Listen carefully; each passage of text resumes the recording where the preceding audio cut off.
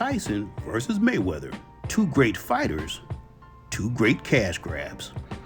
Hello, fight fans. This is Coach Nathan of NS Champ 7 Power Boxing, back at you again with an analysis of the recently announced circus farce. Or you could say it's a circus act or a circus fight. Actually, it's all three. And that's between the former Iron Mike Tyson and Floyd Easy Money Mayweather. First off, this commentary is not about hate. I thoroughly enjoyed watching both men in their prime, and I personally couldn't care less how much money they make because I've learned years ago that you never covet another man's possessions. However, this is an observation based on facts. Mike Tyson has sciatica, and in his last outing it showed, and his opponent knew it.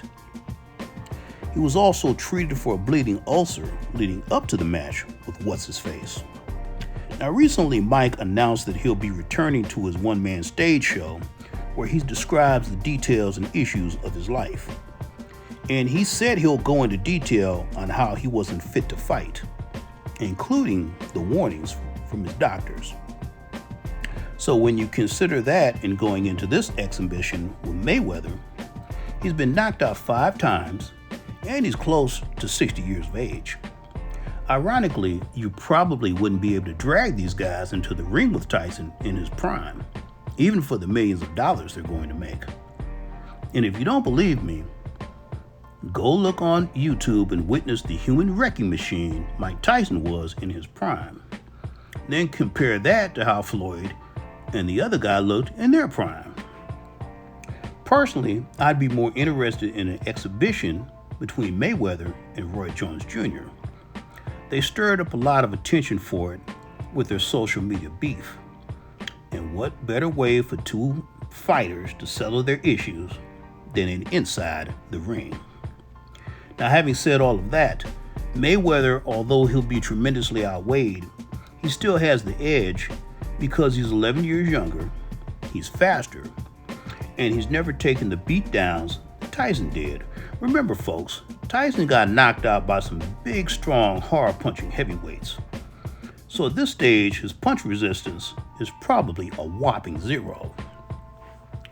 Nevertheless, money talks and safety and integrity walks, meaning the show must definitely go on.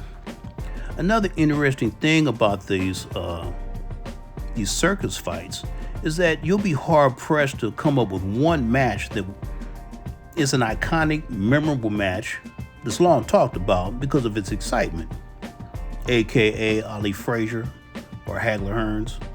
That's why afterward the main talking points are the numbers, how much money it generated, and how many people were gullible enough to buy it.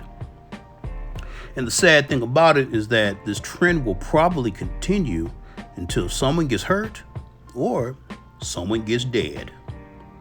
And this is not just one trainer's opinion, folks. There's a whole lot of old school fight people, meaning trainers, managers, and fighters, that feel the exact same way.